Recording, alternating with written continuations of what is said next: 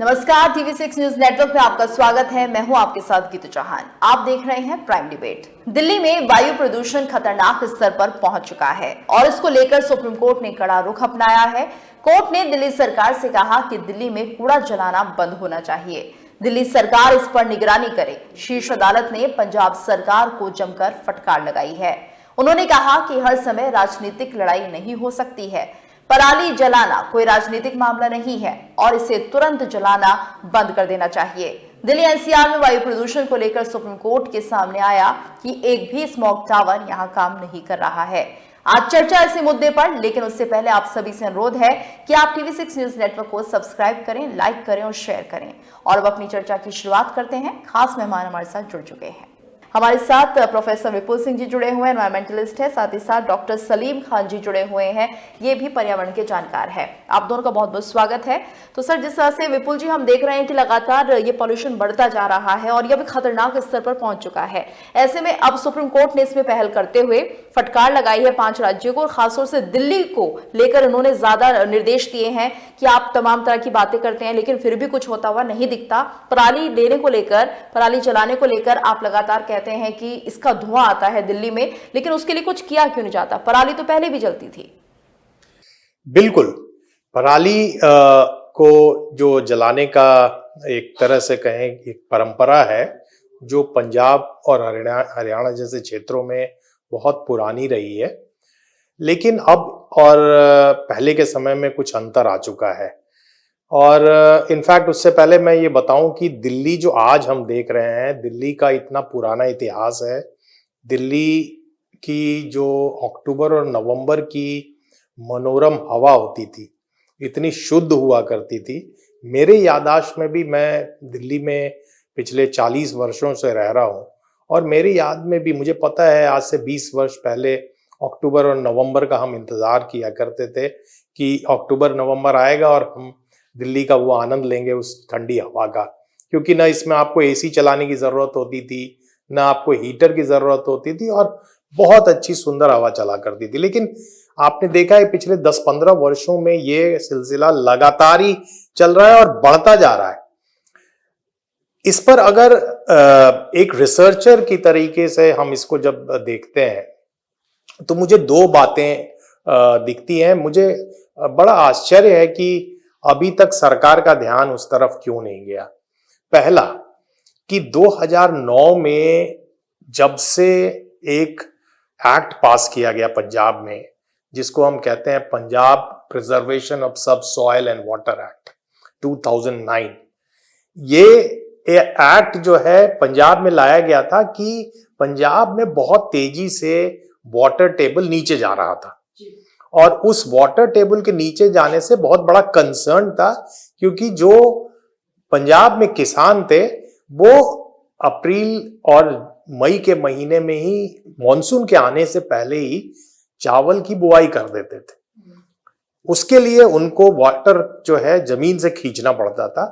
सरकार का ध्यान इस तरफ गया कि भाई वाटर टेबल बहुत नीचे जा रहा है, तेजी से जा रहा है, तो हम इसको कैसे रोकें।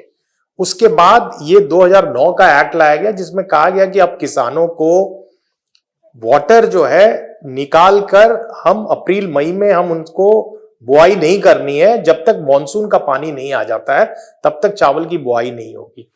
उसने जो चावल की बुआई का जो सीजन है उसको 1 महीने के लिए आगे बढ़ा दिया और उसका इंपैक्ट ये हुआ कि अक्टूबर आने के समय चावल की कटाई होती है और उसके बाद गेहूं का सीजन शुरू होने वाला होता है नवंबर में, और उसके लिए उनको 20-25 दिन का ही एक पीरियड मिलता है जब उनकी खेत जो है वो क्लियर हो जाना चाहिए।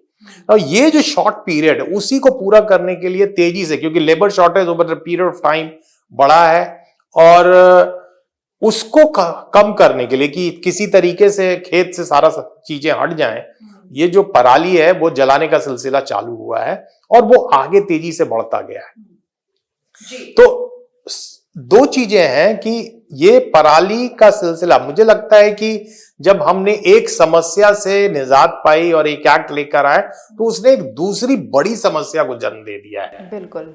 और ये बहुत बड़ी समस्या है सलीम जी, क्योंकि जिस तरह से हम देख रहे हैं, अगर ये समस्या लगातार बढ़ती जा रही है तो ये माना जाए कि आने वाले दिनों में और भी ज्यादा भयावह होगी। अब जिस तरह से पॉल्यूशन लेवल बढ़ गया है, AQI लगातार खतरनाक स्तर पर पहुंच चुका है, बच्चों के स्कूल बंद कर दिए गए हैं, और ऐसे में हम ये कह सकते हैं कि वो बच्चे जो देश का भविष्य होंगे, ना तो उन्हें बाहर जाने का मौका मिल रहा है, ना वो कोई अपनी एक्टिविटीज कर सकते हैं। तो इस तरह से एक बड़ा नुकसान है ये। तो देखिए, मसला बच्चे बड़े का नहीं है। सांस लिए बगैर कोई भी इंसान या कोई भी जानदार वो जिंदा नहीं रह सकता। बच्चे चूंकि नाजुक होते हैं, इसलिए उनके ऊपर इसका प्रभाव जल्दी पड़ता है, ज़्यादा पड़ता है, और उनके बारे में हमको चिंता करनी चाहिए। लेकिन ये एक यूनिवर्सल समस्या है।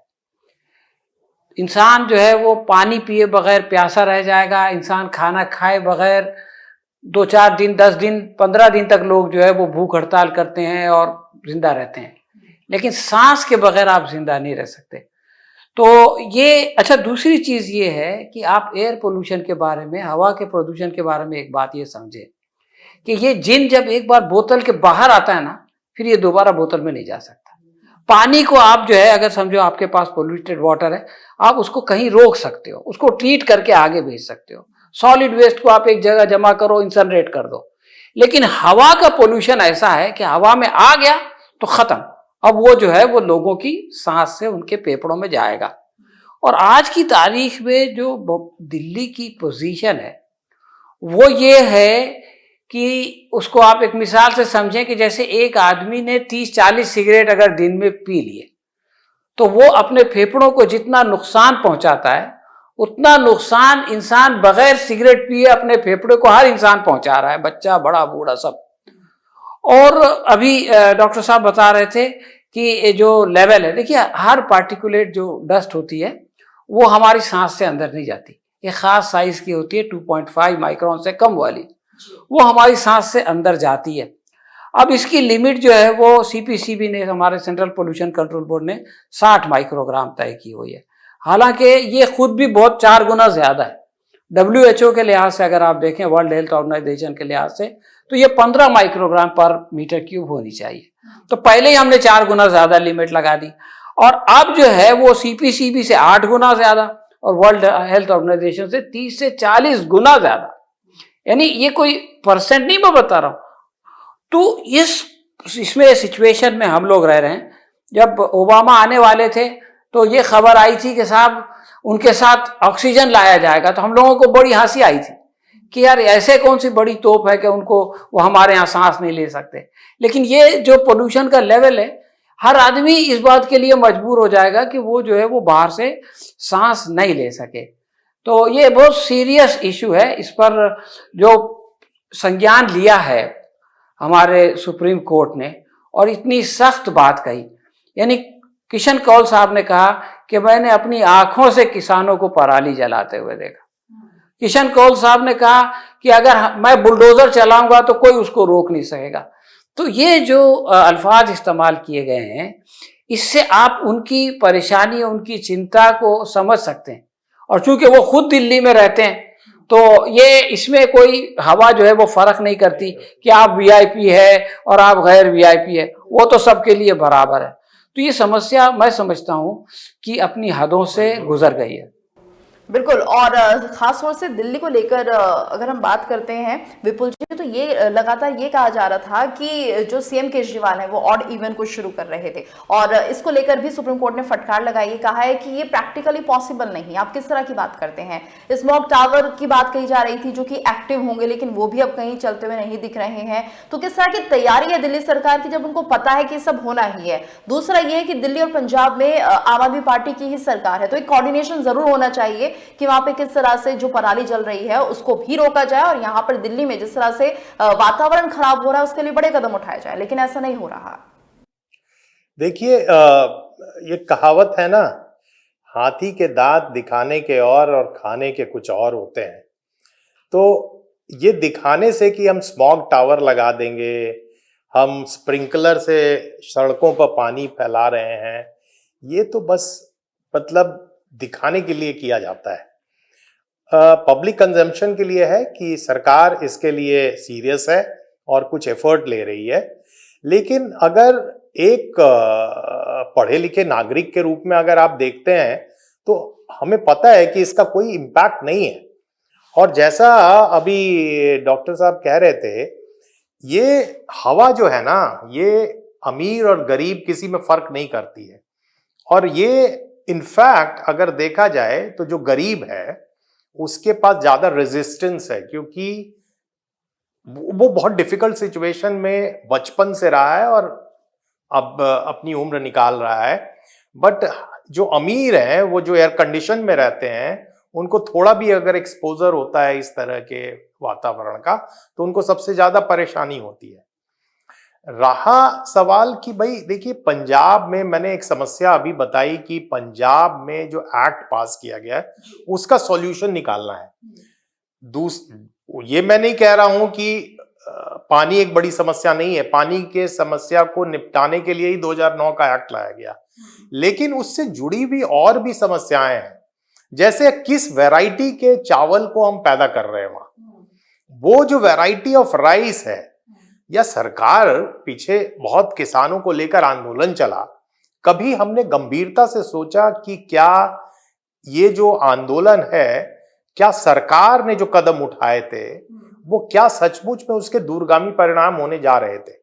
देखिए, इसके इमीडिएट इम्पैक्ट थे कि जो अभी का किसान है उसके ऊपर बहुत बड़ा इम्पैक्ट आने वाला था, लेकिन अगर दूरगामी रूप में देखेंगे तो ये सरकार का ये मानना था, और रिसर्चर्स ये कहते हैं कि किसी एक या दो क्रॉप पर हमें डिपेंडेंट नहीं होना चाहिए, और जब तक हम वैरायटी ऑफ क्रॉप्स प्रोड्यूस नहीं करेंगे तब तक इस तरह की समस्याएं उठेंगी। खासकर पंजाब का इलाका जो है, जो हरित क्रांति का क्षेत्र है, हरित क्रांति आने के बाद से, हरित क्रांति ने देश को बहुत से इकोनॉमिक, अगर आर्थिक रूप से बहुत डेवलपमेंट हुआ है तो उसमें हरित क्रांति का बहुत कंट्रीब्यूशन है, लेकिन हरित क्रांति से जो जुड़ी हुई समस्या है वो भी उसी क्षेत्र में हुई। आज पंजाब और उसी क्षेत्र में सबसे ज्यादा फर्टिलाइजर का इस्तेमाल हो रहा है, क्योंकि हमने मोनोक्रॉपिंग की। तो ये जो चावल की वैरायटी है उसमें वेरिएशन लाना, तो मेरा मानना है कि सरकार को बड़ी सजगता से इस पर काम करना चाहिए। और मुझे लगता है कि ये अगर हम क्रॉप रोटेशन करें, डिफरेंट क्रॉप्स को प्रोड्यूस करें जिसमें पानी की जो रिक्वायरमेंट है, क्योंकि over a period of time ये जो जितनी हाइब्रिड वैरायटी है, ये over a period of time उसमें पानी की रिक्वायरमेंट बढ़ती चली जाती है। और ये जो पानी की समस्या, तो सरकार ने सोचा कि हम पानी की समस्या के निपटारे के लिए काम करते हैं, एक्ट ले आते हैं। बट एक्ट ले आने का जो दूसरा इंप्लीकेशन है वो सरकार ने नहीं समझा। उसका इंप्लीकेशन हुआ कि भाई किसानों के पास समय ही नहीं है, वक्त नहीं बचता है कि जब वो गेहूं की खेती कर सके, तो आपको ऑल्टरनेटिव देने पड़ेंगे। आपके पास एग्रीकल्चर साइंटिस्ट हैं, उनका सहयोग लेके किसानों को हमें बताना पड़ेगा कि भाई ये ऑल्टरनेटिव क्रॉप से इनको प्रोड्यूस करो, इससे पानी की समस्या भी कम होगी, पानी का इस्तेमाल भी कम होगा और पराली जलाने की समस्या भी कम होगी। एक दूसरा बहुत महत्वपूर्ण पक्ष जो हम लोग उसकी तरफ ध्यान हम लोगों का नहीं जाता है कि आखिर ये नवंबर का जो महीना है, अर्ली नवंबर, इसी समय ये समस्या क्यों हो रही है। और इसका सबसे बड़ा कारण है कि पिछले कुछ वर्षों में हमने देखा है कि इस वक्त जो हवा, पहले अगर याद हो, पुराने लोगों को याद होगा कि नवंबर में उत्तर से जो हवा आती थी वो थोड़ी उसमें तेजी होती थी। अब जो है हवा बड़ी स्थिर हो गई है। और इसी तरह का सिचुएशन लंदन में 1952 में आया था। 1952 में लंदन में एक स्मॉग आया था, बहुत बड़ा स्मॉग। माना जाता है कि करीब करीब 10,000 लोग मर गए थे उस स्मॉग से। और उसके बाद गवर्नमेंट बड़ी सजग हुई, तुरंत डिफरेंट एक्ट्स पास किए गए। और वो जो स्मॉग था उसमें भी ऑलमोस्ट सिमिलर सिचुएशंस थी। रीजन कुछ और था, वहां रीजन था कि लोग कोयला जला रहे थे। कोल जलाने का, क्योंकि ठंड पड़ रही थी, कोल जला रहे थे, तो ठंड के कारण जो स्मॉग है वो जम रहा था और वो धरती से नीचे रहता था। लोग परेशान हो रहे थे, मर रहे थे। ऑलमोस्ट वही सिचुएशन है। अभी होता क्या है कि नवंबर के पिछले 10-15 साल में, आप उसको वातावरण में बदलाव कहें या जिसको हम क्लाइमेट चेंज का नाम देते हैं, वो जो बदलाव हुए हैं उससे नवंबर के महीने में ये उत्तर से आने वाली हवा है उसकी जो तेजी थी उसमें अब कमी आ गई। अब आप देखेंगे इस समय हवा नहीं चल रही है, और ये जो नहीं चलने की वजह से ये जो पराली का धुआं आता है, प्लस दिल्ली का जो अपना पॉल्यूशन है वो एक बहुत बड़ा कंट्रीब्यूटर है। वो स्टैग्नेंट है, जो हमारे व्हीकल से निकल रहा है, हमारी इंडस्ट्रीज से निकल रहा है, वो सब का सब दिल्ली के अंदर ही और उसके सराउंडिंग में रह जाता है। आपको याद होगा 2-3 साल पहले जब हम लॉकडाउन में थे, कोई गाड़ियां नहीं चलती थी, पराली तो जल रही थी लेकिन स्मॉग नहीं था, आकाश क्लियर था। कभी हमने इसकी तरफ ध्यान दिया? उसका सबसे बड़ा बहुत बड़ा कंट्रीब्यूशन, हम लोग पराली की तरफ हम सारा इशारा करते हैं, लेकिन एक बहुत बड़ा कंट्रीब्यूशन हमारे अपनी ट्रांसपोर्टेशन पॉलिसी का है। जब तक हम पब्लिक ट्रांसपोर्ट सिस्टम को मजबूत नहीं करेंगे, मैं अभी डाउन टू अर्थ के मैगजीन में देख रहा था कि एक उनकी स्टोरी है, हजारों बसें दिल्ली सरकार ने जो खरीदी थी वो कॉन्ट्रैक्ट वॉइड हो जाने के कारण सड़ रही हैं, उनको चलाए। तो आखिर ये सारी चीजें, ये समस्याओं को सरकार, चूंकि सारी समस्याएं जो है लोगों के सामने आती नहीं है, पॉल्यूशन कोई बड़ा मुद्दा नहीं है, पॉलिटिकल मुद्दा नहीं है। मुद्दा आजकल क्या है? फ्री में राशन बांटो। मुद्दा आजकल क्या है? फ्री में पानी दो। मुद्दा आजकल क्या है? फ्री में बिजली दो। तो बाकी ये जो जीवन से, आपकी जिंदगी से जुड़ी हुई समस्या है, जो पॉल्यूशन, डॉक्टर साहब कह रहे थे ना कि जब सांस में जहर जाएगा तो आप कितना भी कमा लें, आप ज्यादा पैसा अपने इलाज में खर्च करेंगे, फिर आपके पास कुछ नहीं बचेगा। मुझे लगता है कि बड़ी गंभीरता से इसको लेना चाहिए, और सुप्रीम कोर्ट ने जो इस पर अपनी बड़ी अच्छा जो निर्देश दिया है, उसको बड़ी सजगता से सरकारों को उस पर ध्यान देना चाहिए, और दोनों सरकारों को मिलकर, केवल मैं दिल्ली सरकार की बात नहीं कर रहा हूं, केंद्र सरकार को भी साथ मिलकर और इस समस्या से तुरंत निजात पाने की कोशिश करनी जी। डॉक्टर सलीम, आप क्या मानते हैं, क्योंकि जिस तरह से ये बात भी कही जा रही थी कि आप मोटा अनाज क्यों नहीं उगाते हैं, और खुद विपुल जी भी कह रहे हैं कि मोटा अनाज या दूसरे अनाज जो कि ऑल्टरनेट हो गेहूं का या फिर राइस का, तो उसको क्यों नहीं उगाया जाता? इसके पीछे क्या कुछ कारण हो सकते हैं? क्योंकि लगातार देश में कहा जा रहा है कि जो मोटा अनाज है उसकी अगर पैदावार ज्यादा होगी तो बेहतरीन विकल्प है, गुड सोर्स ऑफ फूड है, तो उस पर काम क्यों नहीं किया जाता? क्या एक कोऑर्डिनेशन जो पंजाब गवर्नमेंट का और केंद्र सरकार का इसमें होना चाहिए, या फिर पंजाब गवर्नमेंट इसके ऊपर काम नहीं कर रही है? क्या लापरवाही है उस तरफ? देखिए, एग्रीकल्चरल पॉलिसी और एग्रीकल्चरल इश्यूज को अगर हम अभी डिस्कस करना शुरू करेंगे तो हमारा ये जो मुद्दा है इससे हट जाएंगे। हमको ये बात समझना चाहिए कि अभी डॉक्टर साहब ने बताया कि ये शहर में जो पोल्यूशन है ना, उसका सोर्स क्या है। और जब पोल्यूशन को कंट्रोल करने के दो तरीके हैं, एक तो कंट्रोल एट सोर्स, और दूसरे जो कुछ कंट्रोल करने के बाद भी आ गया उसको जो है वो ट्रीटमेंट। ये दो चीज़ें अगर नहीं होंगी तो ये मसला, ये पोल्यूशन का प्रॉब्लम सॉल्व नहीं होगा। अब हमारे यहाँ शहर में, दिल्ली शहर की बात करें तो पहला जो है सोर्स वेहिकुलर है। आज हर आदमी गाड़ी खरीदना चाहता है, एक एक घर में कई कई गाड़ियां हैं। अगर आदमी को आधा किलोमीटर भी जाना है तो वो स्कूटर से जाएगा या कार लेके जाएगा।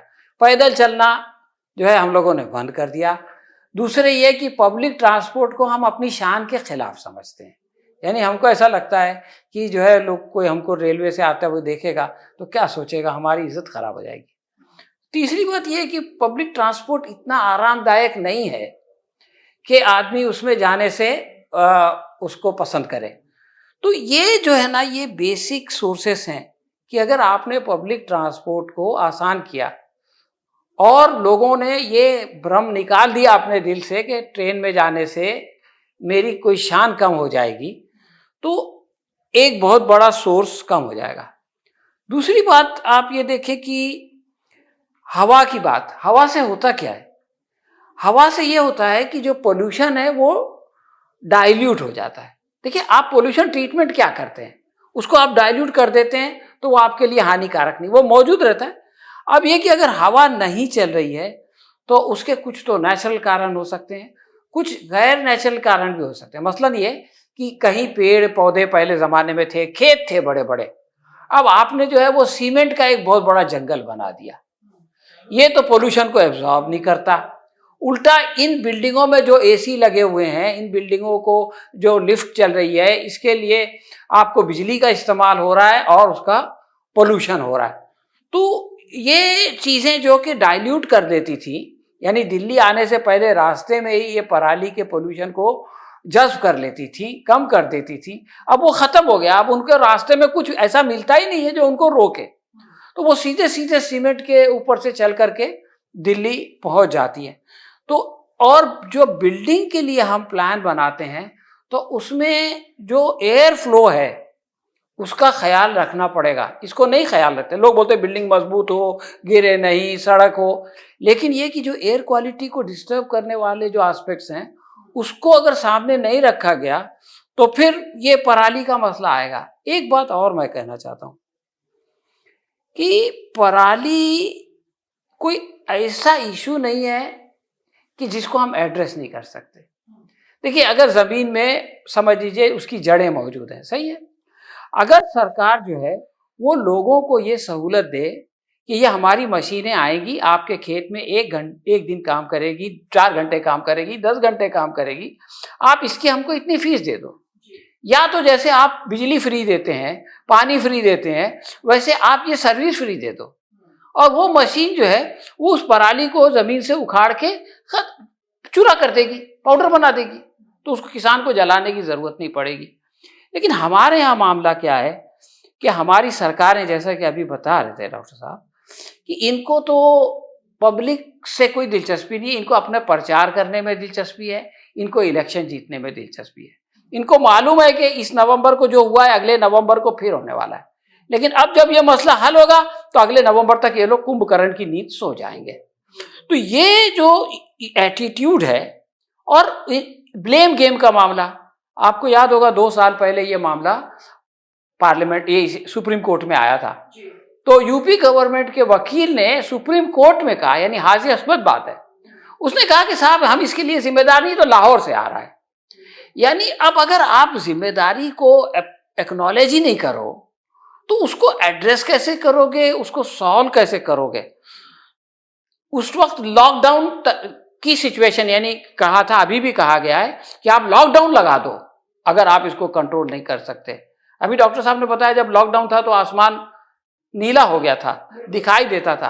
तो ये सभी चीज़ें अगर नहीं की जाएंगी तो आप ये समझ लीजिए कि ये प्रॉब्लम आती रहेगी। ये प्रॉब्लम ऐसी नहीं है कि जिसको हम सॉल्व नहीं कर सकते, लेकिन इसके लिए जिस इच्छा शक्ति की ज़रूरत है और जो एटीट्यूड की ज़रूरत है, प्रॉब्लम को समझना, उसकी गहराई में जाना, एक्सपर्ट से राय लेना, इसकी कमी है जिसकी वजह से ये ज़िंदगी दूभर होती जा रही है।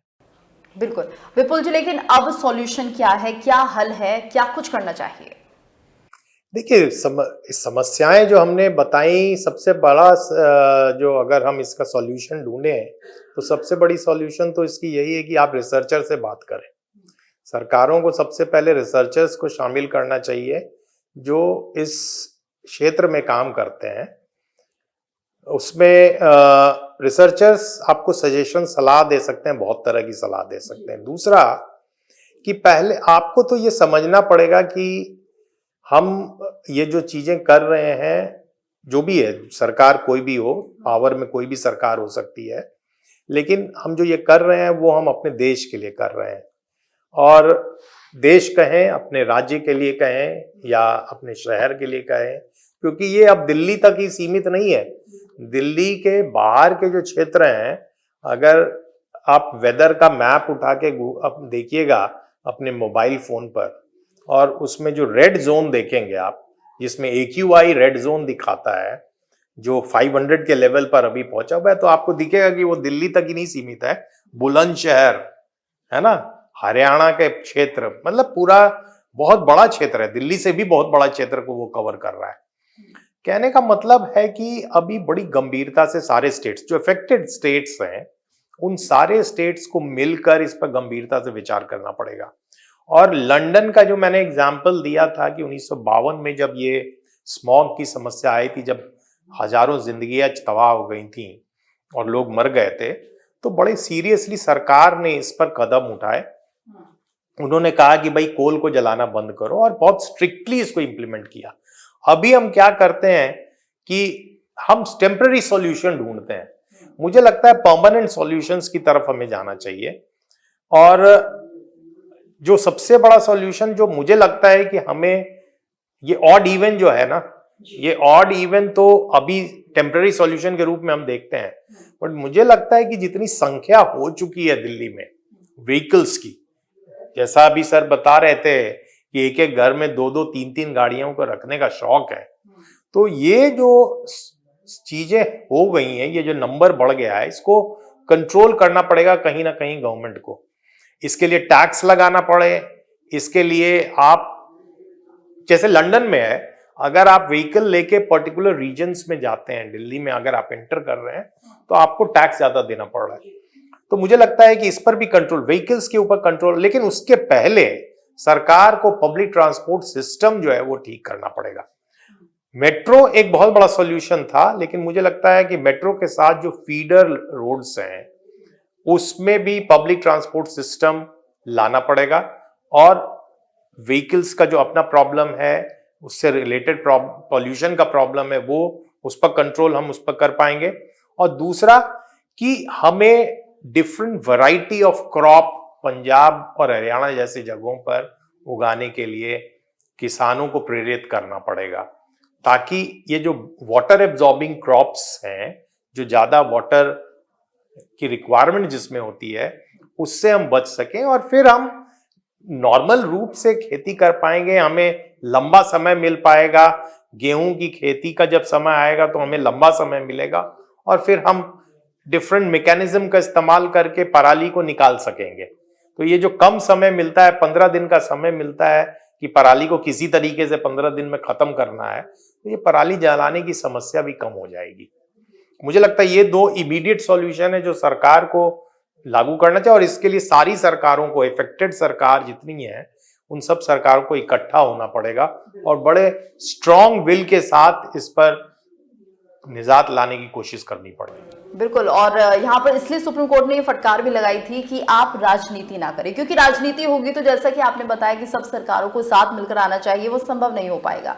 इसलिए हम भी अपने दर्शकों से यही कहना चाहेंगे कि आप भी अपने तौर पर कहीं ना कहीं कोशिश करें कि जो वायु प्रदूषण हम किसी तरह से जरिया बनते हैं, ज्यादा व्हीकल्स का इस्तेमाल करते हैं, तो वो भी ना करें। साथ ही साथ सरकारों की भी ये पूरी जिम्मेदारी होनी चाहिए, क्योंकि एक बहुत बड़ी समस्या हम सभी के लिए, और अगर सरकार इस पर काम नहीं करेंगी, कदम नहीं उठाएंगी, तो कहीं ना कहीं ये जीवन समाप्ति की ओर बढ़ता चला जाएगा।